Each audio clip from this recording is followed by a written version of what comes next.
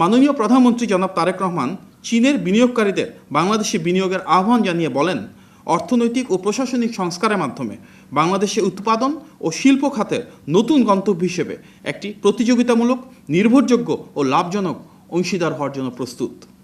তিনি জানান, বিনিয়োগ বান্ধব পরিবেশ নিশ্চিত করতে সরকার 180 দিনের একটি বিশেষ কর্মপরিকল্পনা বাস্তবায়নের প্রক্রিয়ায় রয়েছে। পাশাপাশি আনোয়ারা এবং মোংলায় অর্থনৈতিক অঞ্চল উন্নয়ন, চীনে বাংলাদেশের প্রথম ইনভেস্টমেন্ট অফিস স্থাপন এবং অগ্রাধিকারপ্রাপ্ত বিভিন্ন খাতে বিশেষ প্রণোদনা প্রদানের উদ্যোগ নেওয়া হচ্ছে।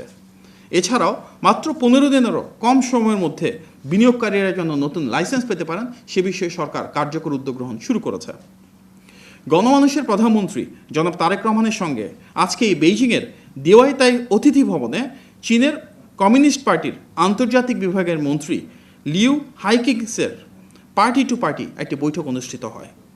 বৈঠকে তিনি বাংলাদেশ ও চীনের মধ্যে দীর্ঘমেয়াদী অর্থনৈতিক সহযোগিতা, টেকসই সমৃদ্ধি ও পারস্পরিক সহযোগিতার ক্ষেত্রে আরও ঘনিষ্ঠ এবং অংশীদারত্বপূর্ণ সম্পর্কের প্রতি গুরুত্ব প্রদান করেন।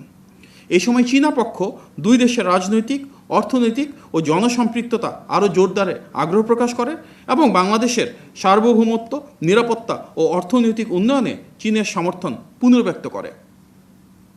উভয় পক্ষই উন্নয়ন, বিনিয়োগ ও জনগণের সংযোগ তথা পার্টি টু পার্টি সম্পর্ককে আরও বিস্তৃত করার মাধ্যমে বাংলাদেশ চীন সম্পর্ককে একটি নতুন উচ্চতায় সামনের দিনগুলোতে নিয়ে যেতে চেয়েছে।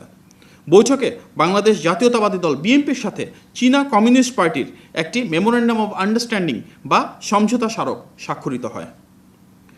2002 সালে সাবেক প্রধানমন্ত্রী দেশনেত্রী বেগম খালেদা জিয়ার সঙ্গে বর্তমান প্রধানমন্ত্রী জনাব তারেক রহমান চীন সফরে এসে তিনি এই দেশ থেকে অনেক সমৃদ্ধ স্মৃতি নিয়ে বাংলাদেশে গিয়েছিলেন।